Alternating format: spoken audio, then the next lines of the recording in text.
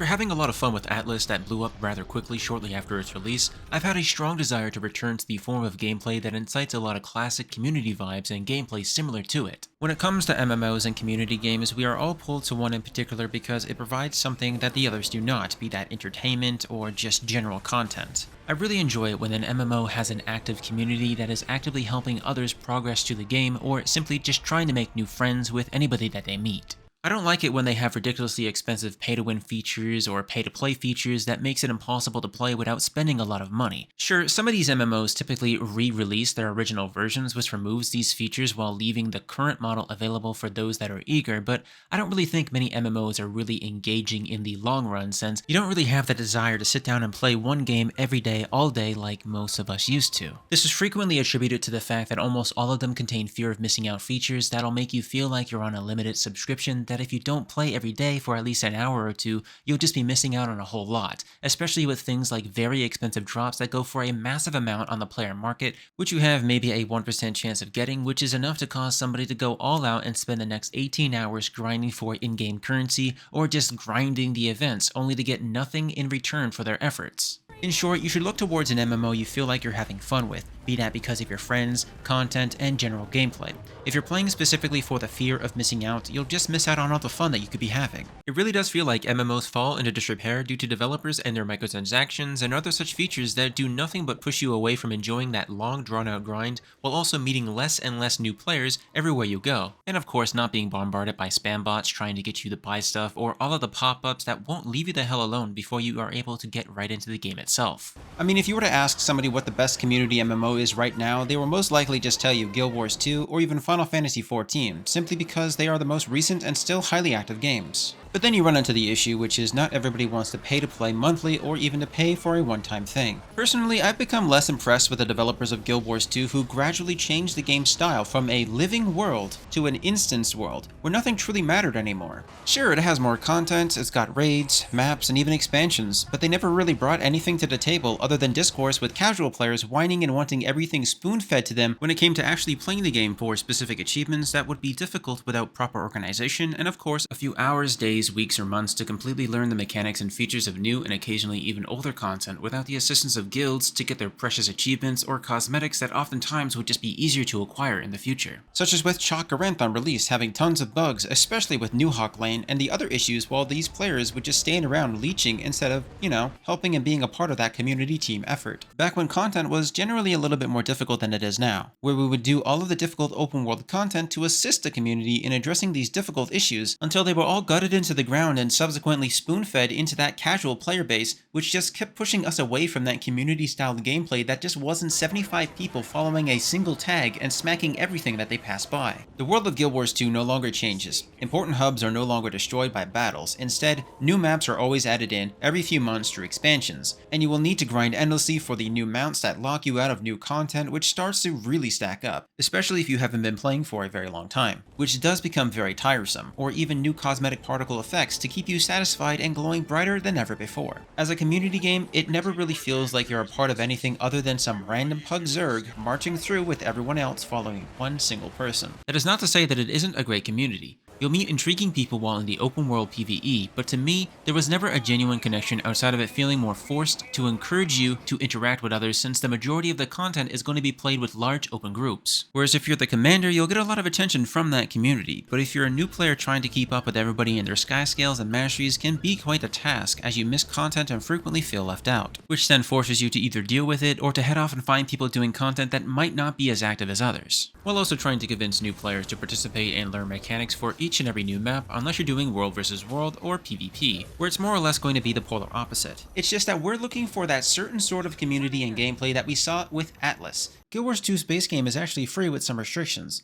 Expansions can then be purchased later on if you do like what it offers. Though over time, my group and old friends and guildies just simply drifted away from it, unfortunately. While we do have great memories all around about this game, the repetitive weekly gameplay, especially with raids, and the downgrade in the story due to the writers moving on, and the progression just got so meaningless, as the community gameplay started to feel more like it was way too casual and was more exhausting than it was thrilling and fun when it came to what was available to play and actually achieve. Initially, Guild Wars 2 felt like a change from your normal MMO. It had an amazing community, fantastic narrative writing, and a developing universe as it attempted to be unique, removing dedicated tanks, healers, and DPSers. You could be everything at once with one class. However, this eventually reverted to the conventions that define most MMOs. The community can be both welcoming and extremely toxic, depending on whether you're playing endgame content with a group of new players, or if it's a new player playing less frequent content till they reach the endgame naturally. It's definitely worth a shot to check out this game if you're interested in a more modern community MMO that doesn't break the bank. But if you're trying to return, it's just hard to recommend because it's not the same thing, and it's not because of nostalgia, it's just missing something very important for me to ever consider it a community game that doesn't feel like it's being forced upon you. Most of these games are no longer available. It could be that the game simply did not survive owing to a lack of players, or they were taken over by bots and run into the ground by developers. This may be the case with a game like Elsword, where you have to pay money just to have a shot at receiving the best in-slot weapons and gear, as reaching endgame now requires a plus 12 weapon and plus 12 armor, and you get this by gambling money on a higher number of pieces of equipment. Before, there was no guaranteed. Like they recently introduced a pity system, but it still costs a few $100s per piece of equipment. Equipment also includes random stats and stones, which are linked to money gambling systems. There is also a gambling system on Iceburner outfits, in which you would replace old sets with newer ones to improve to get better meta numbers. A game like that presently has so few players that you won't truly be playing with anyone, and I feel like this is the case with most niche or lesser known titles. Especially with a game like Eden Eternal, which took a similar path. It's either a time sink or a money sink, depending on whether you use the Vendetta private servers or the official servers. You won't be playing with new players or loyal players because they are all at the end game with all of their money well spent not playing the game. Practically every MMO you've ever played was enjoyable for whatever reason, but what we're talking about here is the one feature that each game had back then that is now oftentimes completely lacking if you were ever to try to return to any of those still holding on. And it's very simple. It's the community. And I'm not talking about your friend who joins as a community member, I'm talking about logging in as a brand new player, creating a character, playing for a few minutes or a few hours, and then suddenly having another low-level player approach you with conversation. You respond and hit it off right away, partying together and learning some new things and tackling some content, meeting even more people along the way, even in the lower level zones, which are usually frequented by higher level players specifically with the intention of befriending new players, helping them with powerful buffs and sometimes gear, not for anything other than wanting to show people that this game is still alive and is still the game that they grew up with 16 years ago, or any other game with a helpful community that is always willing to lend you a hand, with very little in terms of self-destructive developers trashing it with endless pop-ups and cash grabs. I've gone back to revisit several of them, including MapleStory, Dragon's Nest, Mabinogi, Guild Wars, and even Elsword to mention a handful.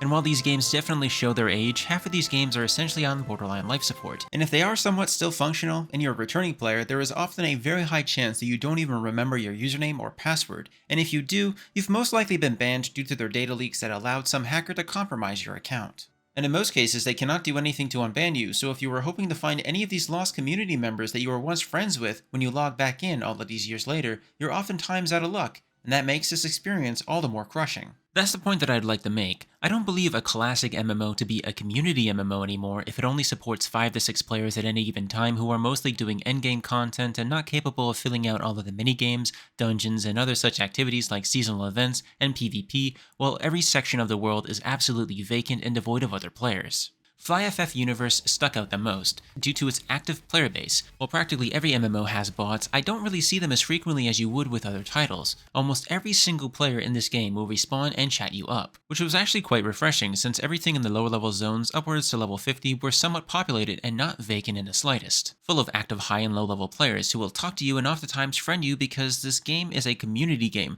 not a solo game where it pays to party up and to make new friends. It was a little strange and odd that they made this game a browser game since it was previously a client. I think it was simply not good enough to continue upholding the maintenance of it and also limited the number of people who could actually play it in comparison to the ease of accessibility. Though it definitely did need a shift, but also needed the new engine to fix all of the exploits that the game had with the original. So long as you do have hardware acceleration turned on, there's really nothing wrong with this format. This was actually one of my least played MMOs growing up because I didn't have daily access to a home computer where I could download the games that I wanted to play. I spent a lot of time at the public library or the computer room at school, and I spent much of my time playing RuneScape and Adventure Quest because they didn't require a whole lot. FLYFF takes the concept of community and then applies it to a variety of different activities. The party system, for example, which benefits everybody by allowing them to play together no matter their level, to get buffs to help them kill monsters quicker, and a variety of roles and classes, particularly the Ringmaster's resourcefulness and the ability to boost your damage into the thousands for extremely low level players, which helps them get past the early level grind, and it really helps them get started. Personally, I don't really like the concept of annoying people by asking them for buffs all the time, but that's how FLYFF has always been.